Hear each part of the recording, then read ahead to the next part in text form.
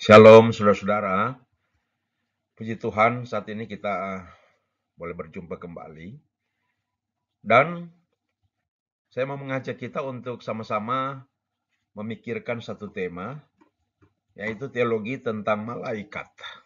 Sekali lagi teologi tentang malaikat.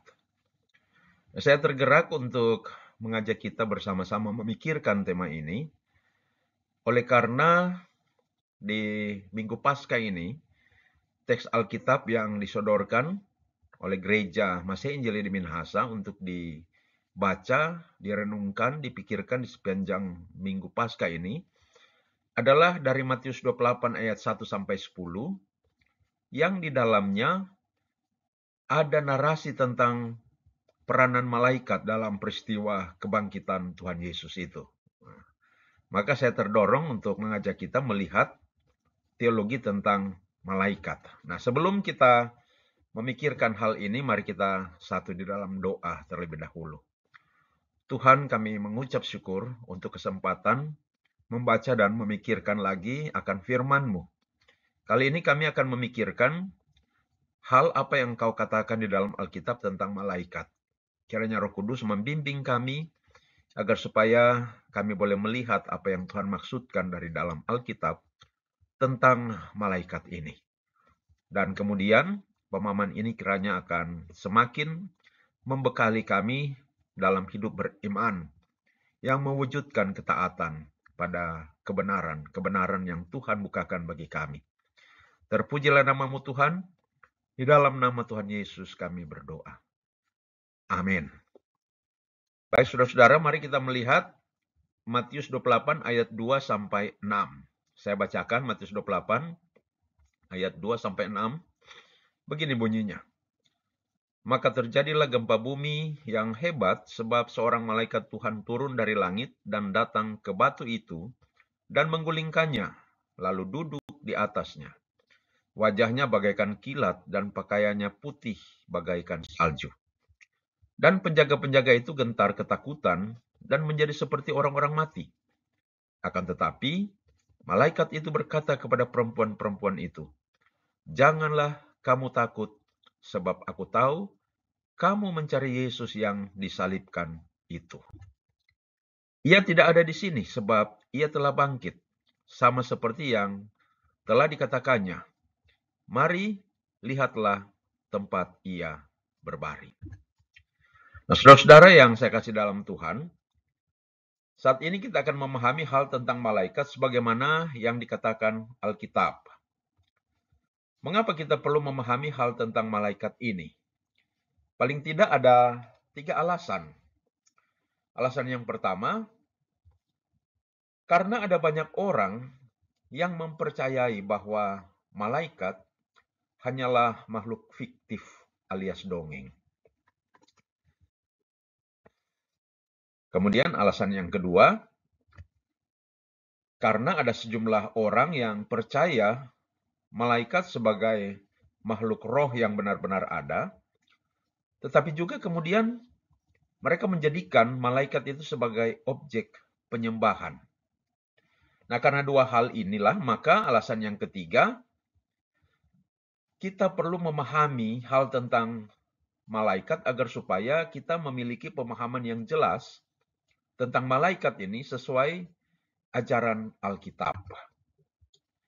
Maka saudara-saudara, materi ini bertujuan untuk memberikan sebuah perspektif Alkitab tentang malaikat, supaya warga gereja memiliki pengetahuan Alkitabiah yang cukup tentang malaikat dan tidak terpengaruh pada pandangan bahwa malaikat hanyalah makhluk fiktif semata, tetapi juga tidak terpengaruh pada realita akan adanya penyembahan terhadap malaikat. Nah, saudara-saudara, narasi yang dikemukakan dalam Matius 28 ayat 1 sampai 10 mengetengahkan kepada kita tentang peran malaikat dalam peristiwa kebangkitan Yesus. Ada malaikat yang turun dari langit, lalu menggulingkan batu besar penutup kubur, sehingga kubur Yesus terbuka. Dan perempuan-perempuan yang datang ke kubur itu melihat bahwa kubur Yesus kosong. Mengapa kosong? Ya karena Yesus sudah bangkit dan hidup kembali. Lalu malaikat itu menyampaikan pesan dari Yesus kepada kedua perempuan itu untuk memberitahukan kepada para murid bahwa Yesus sudah bangkit dan akan berjumpa dengan mereka di Galilea.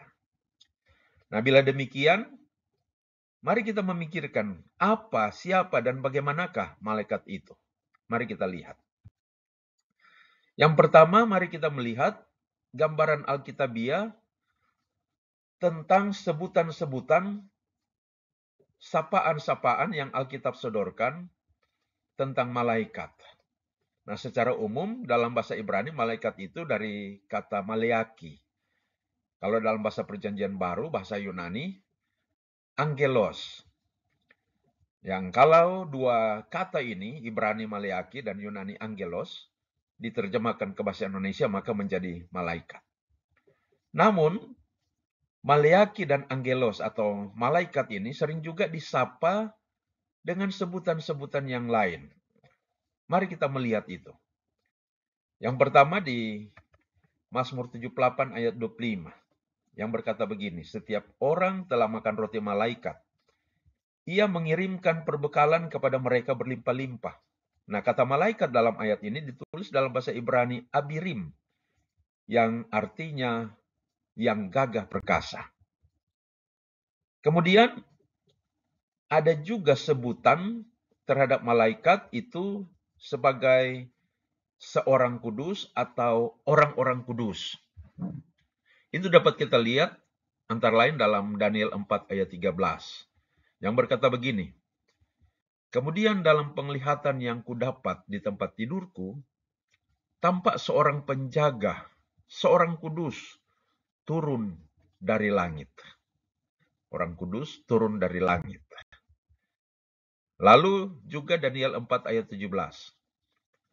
Titah ini adalah menurut putusan para penjaga, dan hal ini menurut perkataan orang-orang kudus, supaya orang-orang yang hidup tahu, dan seterusnya, dan seterusnya. Jadi ada kata orang-orang kudus di situ.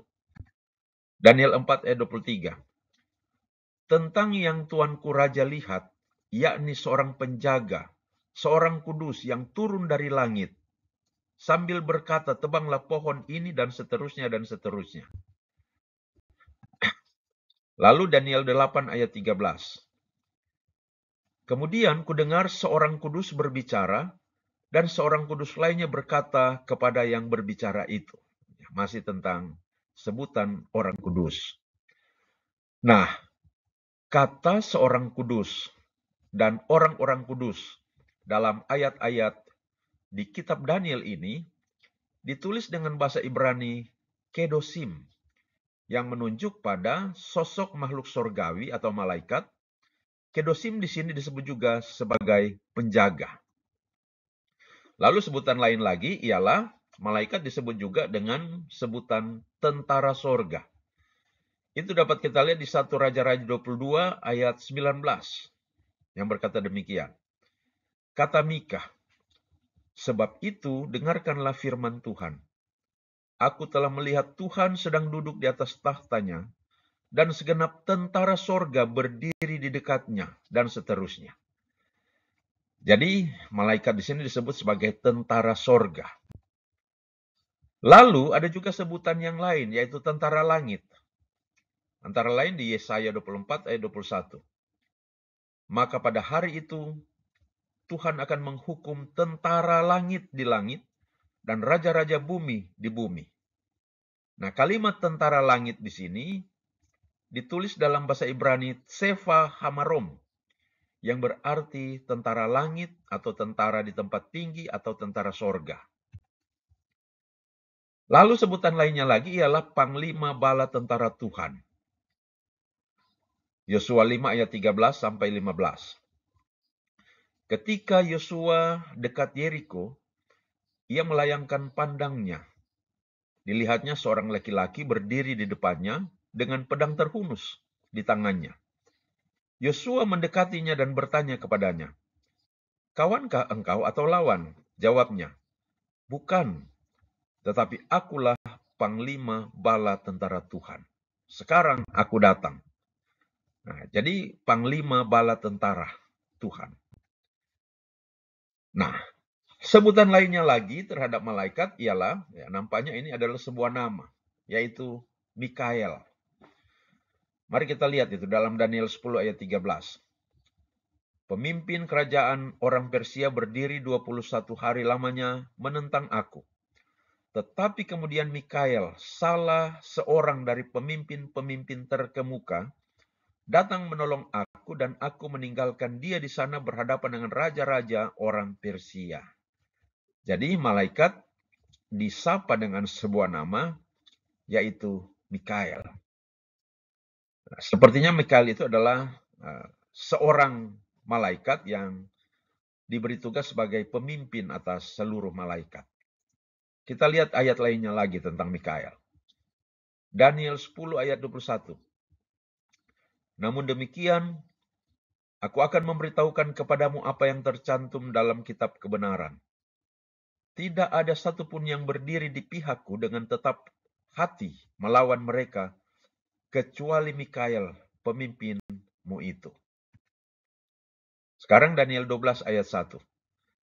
Pada waktu itu juga akan muncul Mikael, pemimpin besar itu, yang akan mendampingi anak-anak bangsamu. Yudas 1 ayat 9. Tetapi penghulu malaikat Mikael ketika dalam suatu perselisihan bertengkar dengan iblis dan seterusnya. Wahyu 12 ayat 7. Maka timbullah peperangan di sorga. Mikael dan malaikat-malaikatnya berperang melawan naga itu dan seterusnya. Nah, saudara-saudara, dalam ayat-ayat di atas ini, Mikael merupakan nama dari satu malaikat yang disebut sebagai Sar, atau pemimpin tertinggi atau panglima atas seluruh malaikat yang ada di sorga. Lalu ada sebutan lain lagi terhadap malaikat. Ini juga sepertinya adalah sebuah nama, yaitu Gabriel. Lukas 1 ayat 11 dan 19. Maka tampaklah kepada Sakaria seorang malaikat Tuhan berdiri di sebelah kanan mezbah pembakaran ukupan. Jawab malaikat itu kepadanya, Akulah Gabriel yang melayani Allah, dan aku telah diutus untuk berbicara dengan engkau dan untuk menyampaikan kabar baik ini kepadamu. Lukas 1 ayat 26. Dalam bulan yang ke-6, Allah menyuruh malaikat Gabriel pergi ke sebuah kota di Galilea bernama Nazaret. Daniel 8 ayat 16. Dan aku mendengar dari tengah sungai Ulai itu suara manusia yang berseru, Gabriel, buatlah orang ini memahami penglihatan itu. Daniel 9 ayat 21.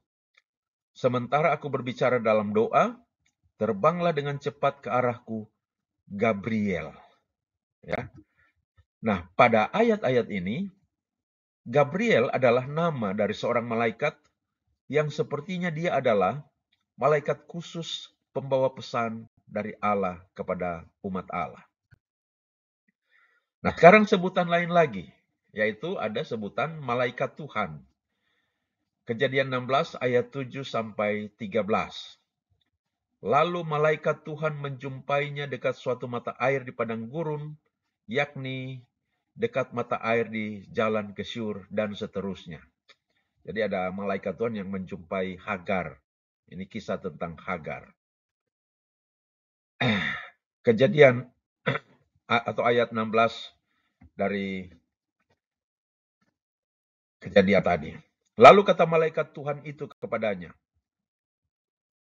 Kejadian 16 ayat 9. Lalu kata malaikat Tuhan itu kepadanya, kembalilah kepada nyonyamu, biarkanlah engkau ditindas di bawah kekuasaannya, dan seterusnya. Jadi muncul lagi kata malaikat Tuhan di Kejadian 16 ayat 9 ini.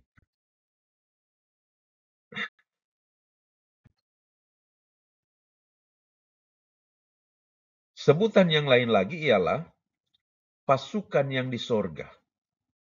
Wahyu 19 ayat 14. Dan semua pasukan yang di sorga mengikuti dia. Mereka menunggang kuda putih dan seterusnya. Malaikat disebut sebagai pasukan yang di sorga. Nah, saudara-saudara, Ini adalah sejumlah ayat Alkitab yang berbicara tentang sebutan-sebutan terhadap malaikat. Nah, sampai di sini kita boleh menyimpulkan bahwa malaikat adalah makhluk rohani yang ada di sorga, yang terorganisir secara struktural maupun fungsional. Ya, secara fungsional, karena ada yang menjadi pasukan bala tentara sorga, dan ada yang menjadi pelayan-pelayan Allah yang melayani kepentingan-kepentingan Tuhan Allah. Secara struktural, karena nampak jelas ada bahasa-bahasa struktural seperti pemimpin dan panglima. Jadi meskipun mereka ada di sorga, tetapi mereka memiliki akses ke bumi. Sehingga bila mendapat suruhan dari Tuhan Allah untuk melakukan sesuatu di bumi, maka mereka akan mudah turun dan masuk ke bumi. Itu sebutan-sebutan terhadap malaikat. Nah, sekarang mari kita melihat tentang tabiat dari malaikat. Apa kata Alkitab tentang tabiat dari malaikat? Yang pertama, malaikat itu diciptakan oleh Allah. Mazmur 148 ayat 2-5. Haleluya, pujilah Tuhan di sorga, pujilah Dia di tempat tinggi. Pujilah Dia hai segala malaikatnya, pujilah Dia hai segala tentaranya. Pujilah Dia hai matahari dan bulan, pujilah Dia hai segala bintang terang. Pujilah Dia hai langit yang mengatasi segala langit, hai air yang di atas langit. Baiklah semuanya memuji nama Tuhan, sebab Dia memberi perintah, maka semuanya tercipta. Nah, di sini saudara-saudara, malaikat itu masuk dalam daftar dari sejumlah ciptaan Tuhan. Menunjukkan bahwa malaikat itu adalah ciptaan Tuhan. Yang kedua, malaikat ini adalah makhluk roh. Sehingga dikatakan malaikat ini adalah roh-roh yang melayani. Ibrani 1 ayat 13-14.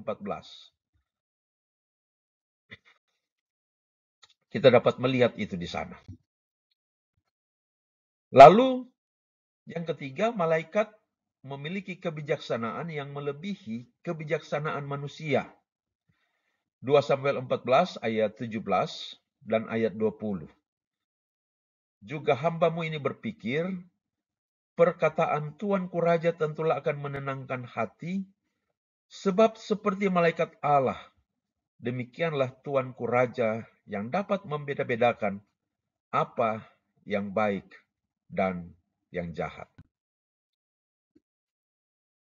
Jadi malaikat itu memiliki kebijaksanaan, tetapi kebijaksanaannya itu melebihi dari kebijaksanaan yang ada pada manusia.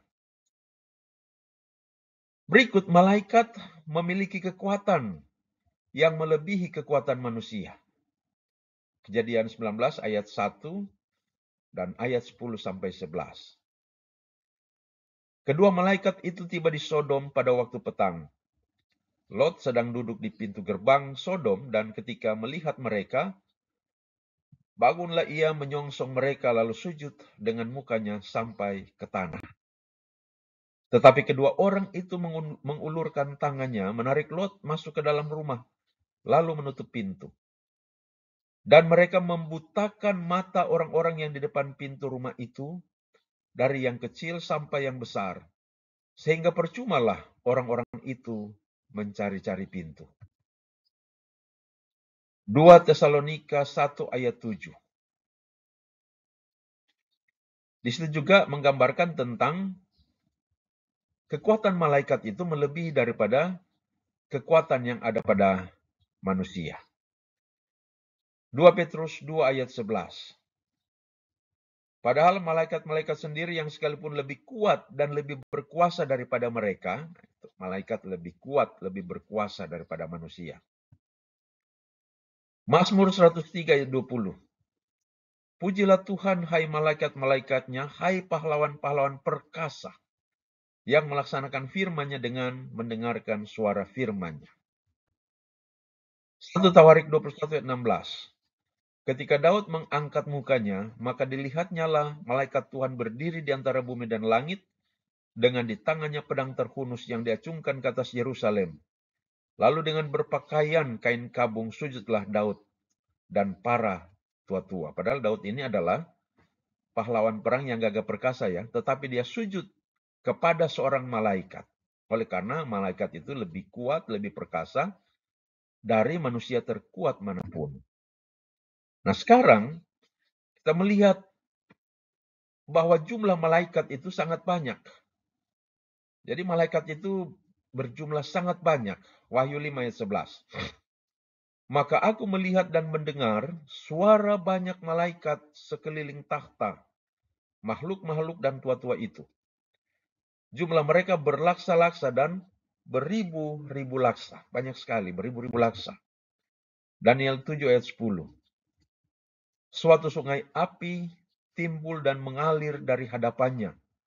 1000 kali beribu-ribu melayani dia, dan selaksa kali berlaksa-laksa berdiri di hadapannya.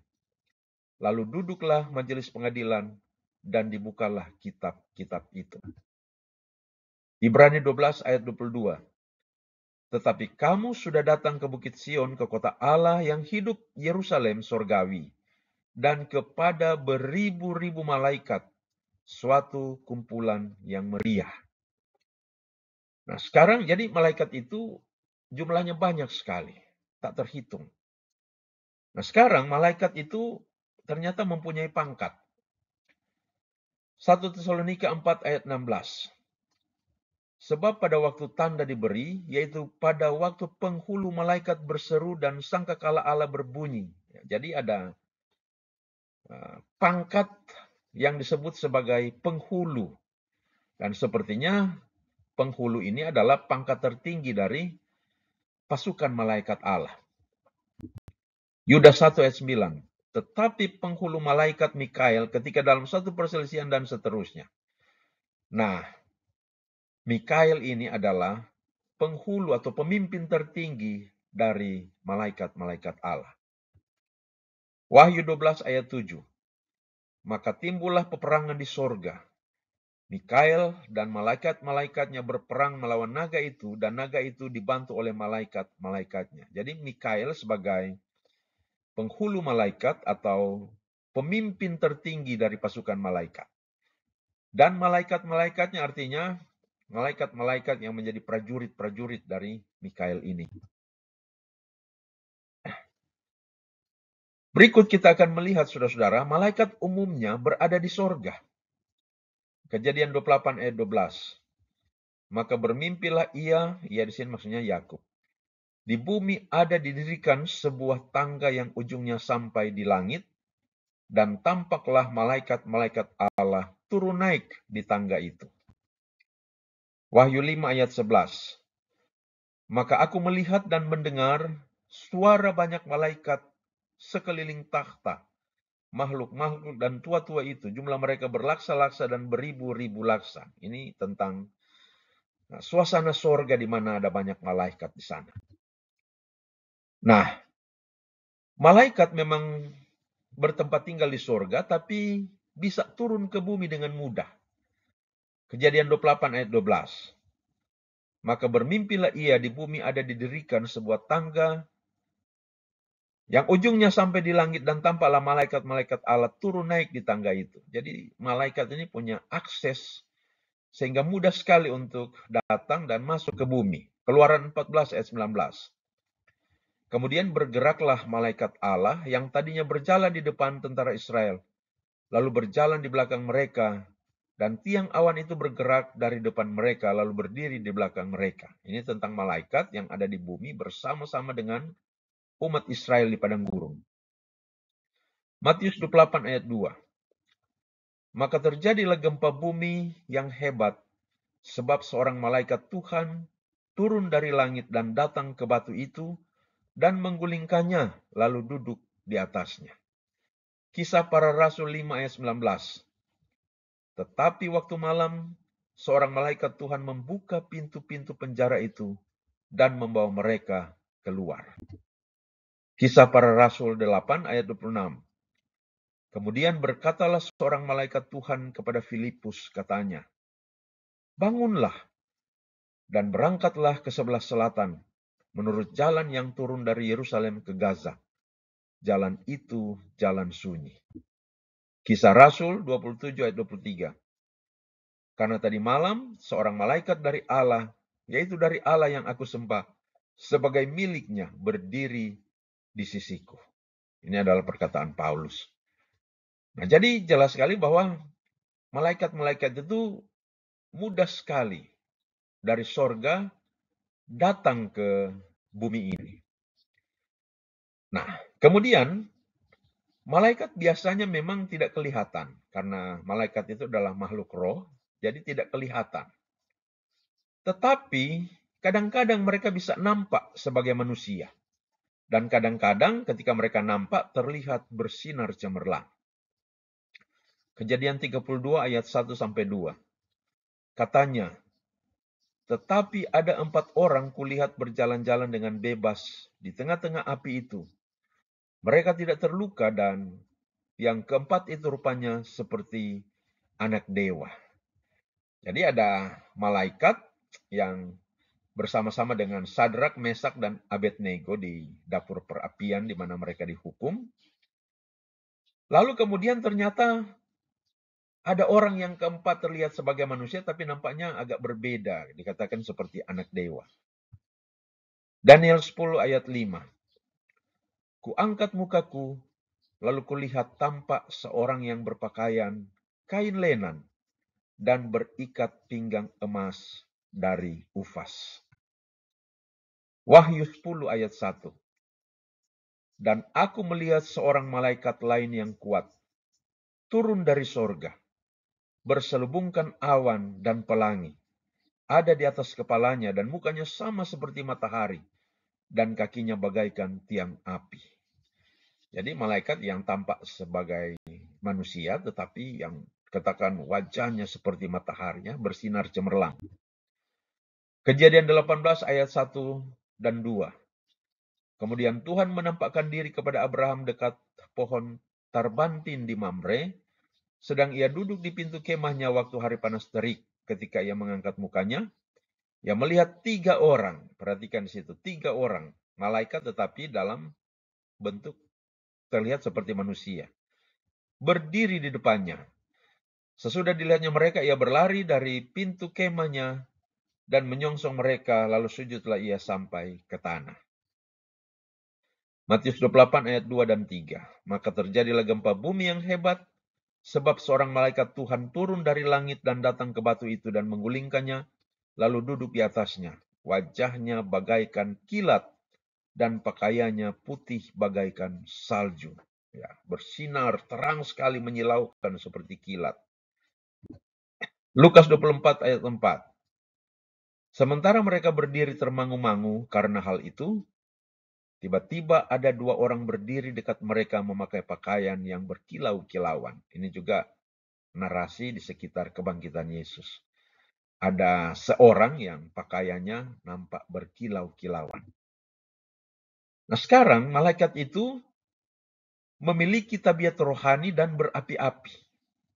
Hakim-Hakim 13 ayat 20. Sedang nyala api itu naik ke langit dari mezbah, maka naiklah malaikat Tuhan dalam nyala api mezbah itu. Ketika Manoah dan istrinya melihat hal ini, sujudlah mereka dengan mukanya sampai ke tanah. 2 Raja-Raja 6 ayat 17. Lalu berdoalah Elisa, ya Tuhan, bukalah kiranya matanya, supaya ia melihat. Maka Tuhan membuka mata bujang itu sehingga ia melihat. Tampaklah gunung itu penuh dengan kuda dan kereta berapi sekeliling Elisa. Jadi ini gambaran-gambaran tentang malaikat yang berapi-api. Daniel 10 ayat 5-6. Kuangkat mukaku lalu kulihat tampak seorang yang berpakaian kain lenan dan berikat pinggang emas dari Ufas. Tubuhnya seperti permata Tarsis dan wajahnya seperti cahaya kilat. Matanya seperti suluh yang menyala-nyala, lengan dan kakinya seperti kilau tembaga yang digilap. Dan suara ucapannya seperti gaduh orang banyak. Berikut, malaikat adalah makhluk surgawi, tetapi meskipun makhluk surgawi, pengetahuannya masih terbatas. Contohnya dalam Matius 24 ayat 36. Tetapi tentang hari dan saat itu, tidak seorang pun yang tahu, malaikat-malaikat di sorga tidak, dan anak pun tidak, hanya Bapa sendiri. Nah, berikut, malaikat adalah makhluk sorgawi, tetapi ada yang jatuh, dan karena itu akan dihukum oleh Allah. 2 Petrus 2 ayat 4. Sebab jikalau Allah tidak menyayangkan malaikat-malaikat yang berbuat dosa, tetapi melemparkan mereka ke dalam neraka, dan dengan demikian menyerahkannya ke dalam gua-gua yang gelap untuk menyimpan mereka sampai hari penghakiman. Jadi malaikat-malaikat itu meski mereka makhluk surgawi, tetapi ada juga yang jatuh dalam dosa, dan mereka akan dihukum. Berikut ada malaikat yang diberi pangkat khusus. Nah, ada 2 pangkat khusus untuk sejumlah malaikat. Pangkat khusus yang pertama yang di dalam Alkitab disebut dengan istilah kerub atau kerubim atau kerub-kerub. Kejadian 3 ayat 24. Ia menghalau manusia itu, dan di sebelah timur Taman Eden ditempatkannya lah beberapa kerub dengan pedang yang bernyala-nyala dan menyambar-nyambar untuk menjaga jalan ke pohon kehidupan. Kerub menjaga jalan ke pohon kehidupan di Taman Eden, dikatakan di situ. Keluaran 25 ayat 18 sampai 22. Dan haruslah kau buat 2 kerub dari emas, kau buatlah itu dari emas tempaan. Pada kedua ujung tutup pendamaian itu. Buatlah 1 kerub pada ujung sebelah sini, dan 1 kerub pada ujung sebelah sana. Seiras dengan tutup pendamaian itu, kamu buatlah kerub itu di atas kedua ujungnya.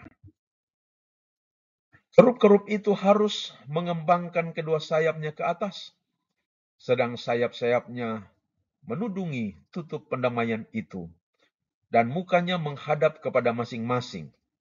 Kepada tutup pendamaian itulah harus menghadap muka kerub-kerub itu. Haruslah kau letakkan tutup pendamaian itu di atas tabut, dan dalam tabut itu engkau harus menaruh 10 hukum yang akan kuberikan kepadamu. Dan di sanalah aku akan bertemu dengan engkau, dan dari atas tutup pendamaian itu, dari antara kedua kerub yang di atas tabut hukum itu, aku akan berbicara dengan engkau tentang segala sesuatu yang akan kuperintahkan kepadamu untuk disampaikan kepada orang Israel. Jadi di sini saudara-saudara, kerub-kerub diyakini menudungi tutup pendamaian dan objek suci yang ada di dalam tabut perjanjian. Yeskel 10 ayat 3 sampai 5. Kerub-kerub itu berdiri di sebelah selatan bait suci. Waktu orang itu masuk ke tengah-tengah roda-rodanya, dan segumpal awan memenuhi pelataran dalam. Dalam pada itu, kemuliaan Tuhan naik dari atas kerub dan pergi ke atas ambang pintu bait suci. Dan bait suci ini dipenuhi dengan awan itu, dan pelatarannya penuh dengan sinar kemuliaan Tuhan. Suara senyap kerub itu terdengar sampai pelataran luar seperti suara Allah yang Maha Kuasa kalau ia berfirman. Jadi di sini kerub-kerub berhubungan erat dengan Allah, dengan gerakan dan kemuliaan Allah. Mazmur 18 ayat 11. Ia mengendarai kerub, lalu terbang dan melayang di atas sayap angin. Nah, secara simbolis, kerub di sini menggambarkan sayap angin surgawi yang dikendarai Allah. Yeskel 10 ayat 21 dan ayat 20 dan 21. Itulah makhluk-makhluk hidup yang dahulu kulihat di bawah Allah Israel di tepi sungai Kebar, dan aku mengerti bahwa mereka adalah kerub-kerub. Masing-masing mempunyai 4 muka, dan bagi masing-masing ada 4 sayap. Dan di bawah sayap mereka ada yang berbentuk tangan manusia. Jadi kerub-kerub ini adalah malaikat-malaikat yang mempunyai sayap, mempunyai kaki dan tangan. Mereka sepertinya adalah keempat makhluk yang dicatat dalam Wahyu 4 ayat 6 sampai 9, Wahyu 5 ayat 6, 8, 11 dan 14, Wahyu 6 ayat 1 dan Yehezkel 1 ayat 5 sampai 10. Sekarang pangkat khusus yang kedua yang disebut serafim. Nah, saudara-saudara, dalam Yesaya 6 ada beberapa catatan tentang serafim dalam Yesaya 6. Mari kita lihat. Para serafim menjaga tahta Allah dan berdiri di atas tahta itu. Mereka memimpin ibadah dan menyanyi kudus, kudus, kuduslah Tuhan semesta alam, seluruh bumi penuh kemuliaannya. Para serafim ini bertugas dalam pelayanan penebusan. Nah, kata serafim berasal dari bahasa Ibrani sarap, yang berarti membakar. Yang mungkin menunjukkan bahwa serafim adalah malaikat yang bertugas menyucikan dengan api. Nah, jadi ini dua malaikat yang diberi pangkat khusus. Ya, dua jenis malaikat yang diberi pangkat khusus, yaitu kerubim dan serafim. Sekarang kita melihat tentang tugas-tugas pelayanan dari para malaikat. Nah, para malaikat ini, mereka mengelilingi tahta Allah dan memuji Dia terus-menerus. Mazmur 103 ayat 20, Ayub 38 ayat 7, Wahyu 5 ayat 11 sampai 14. Lalu para malaikat adalah juga pesuruh Allah bagi umat Allah. Misalnya, Allah menyuruh malaikat untuk menjumpai Zakaria dan Maria di Lukas 1 ayat 8 sampai 23 dan ayat 26 sampai 38. Allah menyuruh malaikat menjumpai Rasul Paulus di kapal. Kisah Rasul pasal 27 ayat 23 sampai 24. Allah menyuruh malaikat menjumpai Filipus dan Cornelius. Kisah 8 ayat 26, Kisah 10 ayat 1. Nah, para malaikat adalah juga pembela dan penjaga umat Allah. Misalnya, malaikat menuntun umat Israel dalam menyeberangi Laut Teberau, Keluaran 14 ayat 19 sampai 20, dan menuntun umat Israel dalam perjalanannya di padang gurun menuju ke tanah Kanaan. Keluaran 23 ayat 20 sampai 23, Keluaran 32 ayat 34, Keluaran 33 ayat 2 dan Bilangan 20 ayat 16. Malaikat memberi makan kepada Nabi Elia. 1 Raja-Raja 19 ayat 5 sampai 8. Malaikat menyelamatkan Nabi Elisa dan hambanya. 2 Raja-Raja 6 ayat 15 sampai 19. Malaikat melindungi kota Yerusalem. 2 Raja-Raja 19 ayat 35. Malaikat mengatupkan mulut singa. Daniel 6 ayat 22. Malaikat melepaskan para rasul dari penjara. Kisah para Rasul 5 ayat 19. Malaikat melepaskan Rasul Petrus dari penjara dan hukuman mati. Kisah para Rasul 12 ayat 6 sampai 11. Mikael sebagai pemimpin malaikat melindungi Israel. Daniel 10 ayat 13 ayat 20 sampai 21. Malaikat juga dikatakan sebagai pelindung manusia. Matius 18 ayat 10, Kisah para Rasul 12 ayat 15. Malaikat menjaga Hagar dan anaknya. Kejadian 16 ayat 7 sampai 14. Lalu Tuhan memerintahkan malaikat menjaga umatnya. Mazmur 91 ayat 11 sampai 12. Nah, saudara-saudara yang saya kasih dalam Tuhan, itulah gambaran Alkitab tentang tugas pelayanan malaikat. Sehubungan dengan hal itu, tokoh reformasi, yaitu Yohanes Calvin, mengatakan, Alkitab betul-betul mengajar kepada kita apa yang mungkin menghibur kita dan menguatkan iman kita, yaitu malaikat memberi dan mengurus kebaikan Allah kepada kita. Oleh sebab itu, Alkitab mengingatkan bahwa para malaikat menjaga kita supaya kita selamat. Para malaikat bertanggung jawab untuk pembelaan kita, menuntun kita dalam perjalanan kita, dan menjaga jangan ada kerugian yang kita alami.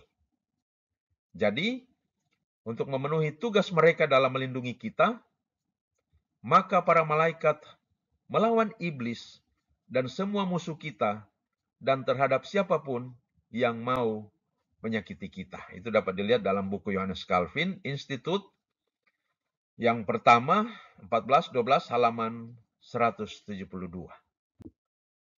Jadi saudara-saudara, setiap orang percaya boleh meminta kepada Tuhan Yesus untuk mengutus malaikat-malaikat dalam rangka melindungi kita dan untuk memajukan kerajaan Allah. Namun demikian, mata iman kita harus tetap memandang kepada Tuhan Yesus dan bukan kepada alat-alat yang dipilihnya untuk dipakai demi kebaikan kita, termasuk malaikat. Yesuslah yang mengutus malaikat kepada kita. Tugas kita ialah menerima dengan gembira bantuan apa saja yang disediakan oleh Tuhan Yesus. Dengan kata lain, hanya Allah Bapa, Anak, dan Roh Kudus yang patut kita sembah. Kita tidak menyembah malaikat.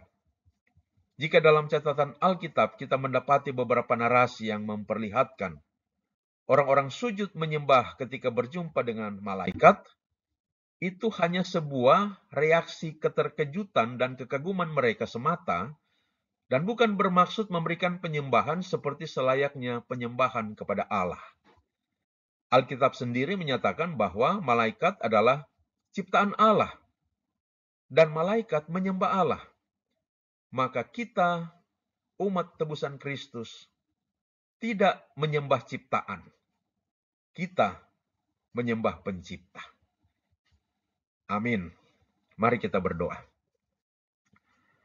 Tuhan, terima kasih untuk kesempatan sejenak boleh memikirkan ajaran Alkitab tentang malaikat. Kiranya hati kami boleh dikuatkan dan dihiburkan di tengah-tengah kehidupan yang tidak luput dari rupa-rupa tantangan dan pergumulan. Oleh karena Engkau senantiasa mempedulikan kami, dan di dalam kepedulian-Mu itu ternyata Engkau dapat mengutus para malaikat untuk menjaga kami dan bahkan untuk membentengi kami, juga berperang melawan orang-orang yang memusuhi kami, termasuk si jahat iblis yang mau menghancurkan kami. Kami bersyukur untuk karya-Mu melalui para malaikat ini.